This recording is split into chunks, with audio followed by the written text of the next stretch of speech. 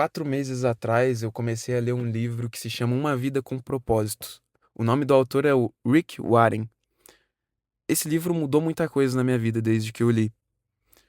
É um livro que fala sobre Deus e tudo que tem dentro do livro é baseado na Bíblia, em diversas versões da Bíblia, aliás. É um livro sensacional, mudou completamente a minha vida e tudo que eu vou falar aqui nesse vídeo é com base nas minhas anotações que eu fiz desse livro. Eu li esse livro e anotei, fiz breves resumos e sempre pensei, o que que eu li que muda a minha vida hoje, que muda quem eu sou, ou o que que eu li aqui agora que eu posso aplicar amanhã, ou de repente eu posso aplicar logo em seguida que eu li esse livro.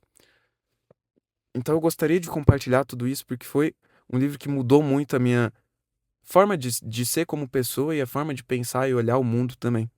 Eu li esse livro durante a quaresma, então foram 40 dias de leitura. Cada capítulo eu li durante um dia e fiz as minhas anotações. E a pergunta qual é o seu propósito é uma pergunta que todo mundo já fez, todo mundo já correu atrás da resposta e muitas vezes a gente não acha a resposta para essa pergunta. A gente busca no que a gente é bom, no que a gente gosta de fazer, no que a gente é talentoso naturalmente. E muitas vezes a gente busca aquilo que a gente vai criar, aquele projeto novo que vai mudar o mundo.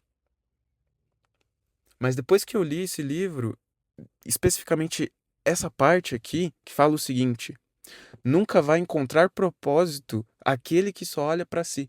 É impossível uma criação explicar por que ela foi criada. Nada melhor do que perguntar para o Criador. O propósito é sobre algo maior. O foco não é a gente, é algo maior. Como a gente impacta o mundo, como a gente impacta a vida das outras pessoas. E essa foi a grande virada de chave, que o foco não sou eu.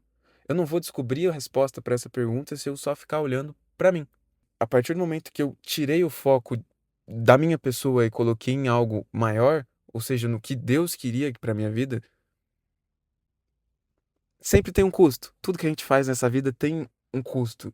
E muitas vezes é abrir mão de muita coisa, de prazeres momentâneos, de coisas que eu gostaria de fazer, das minhas próprias metas, e muitas vezes ter que se desafiar, ter que mudar alguma coisa. Mas se o Criador, porra, se o Criador tá falando que é pra mim seguir esse caminho, por que que eu não vou seguir?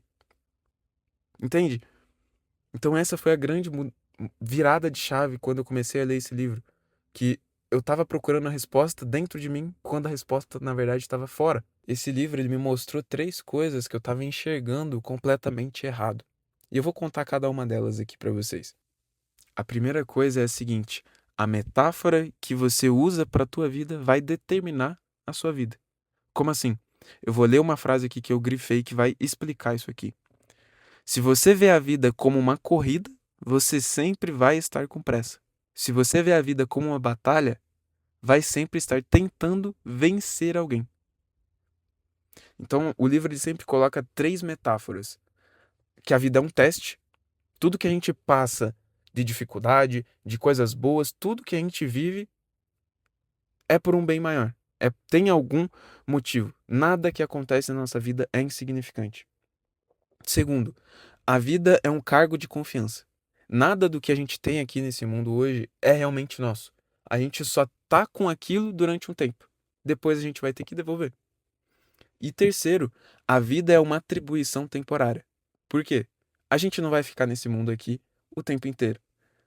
Por isso, não faz sentido se a gente se apegar tanto com coisas do mundo, com coisas materiais. E depois de ler isso, quando alguma coisa acontece, eu não fico me perguntando, porra, por que que aconteceu isso? Ou por que comigo? Eu começo a me perguntar pra que que isso aconteceu? Porque tem um motivo. E quando tu muda esse foco, igual eu comentei, tira o foco de você pra algo maior, aquelas coisas que muitas vezes pra você era, nossa, muito importante, que não sei o quê, começa a se tornar fútil, começa a perder importância, sabe? Tu começa a realmente dar valor às coisas que realmente importam.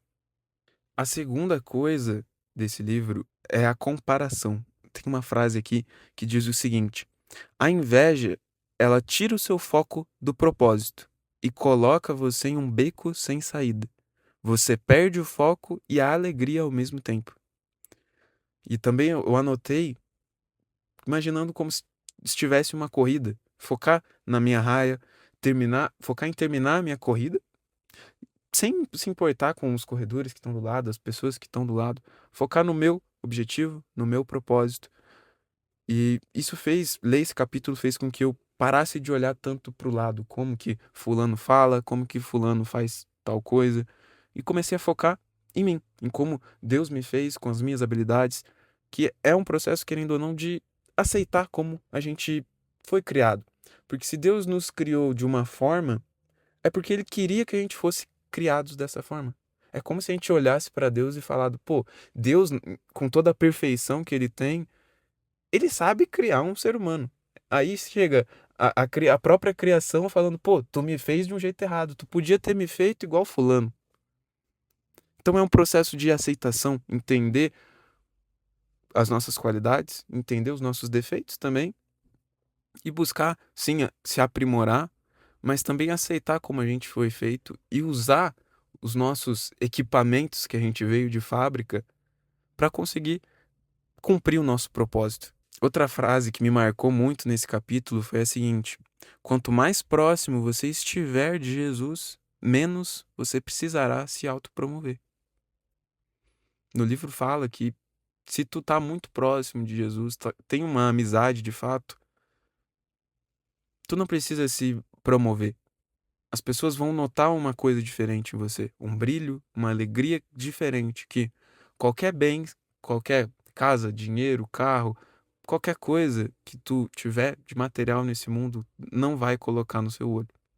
E a terceira coisa é uma das que mais muda o jogo, de fato, na prática. Tem uma frase que diz o seguinte: Deus não nos deu dons, talentos, habilidades para o nosso próprio benefício, mas para ajudarmos os outros. Ou seja, a gente está aqui nesse mundo para servir os outros, para ajudar outras pessoas. E a gente sempre se pergunta no que eu sou bom para descobrir o nosso próprio propósito.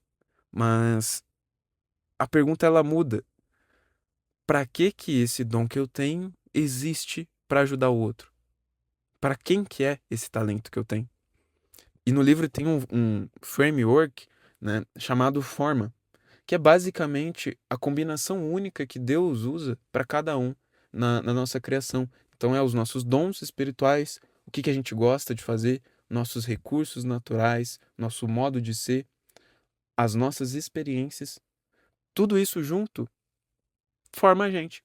Tudo isso junto ele aponta para uma missão, que cada pessoa tem a sua e só você vai conseguir cumprir. Durante a leitura desse livro, eu li e tive um insight, né, um insight divino, que eu deveria ter um clube do livro, uma comunidade para atrair e ter um espaço para leitores. Mas eu não sabia muito bem se isso ia para frente, se era só uma ideia que passou na cabeça, mas eu deixei anotado nesse capítulo. De um tempo para cá, eu sinto vontade de colocar isso de fato, de construir isso, de trazer mais leitores e montar uma comunidade onde a gente consiga de fato também ler juntos e compartilhar experiências, livros, como que o livro e o conhecimento têm mudado as nossas vidas, então um ambiente para que a gente consiga compartilhar tudo isso. E essa ideia do clube do livro, de uma comunidade, eu anotei exatamente num capítulo que fala o seguinte: sobre equilibrar os 5 propósitos que a gente tem. É uma frase que fala o seguinte: como o ferro torna cortante também o ferro, de igual modo, as pessoas podem aperfeiçoar outras pessoas. Foi aí que eu anotei essa ideia de criar uma comunidade. Porque se o ferro ele torna o ferro cortante, a gente também consegue aperfeiçoar cada um juntos através da leitura, que é uma forma de adquirir conhecimento muito barata, acessível, que todo mundo consegue ter.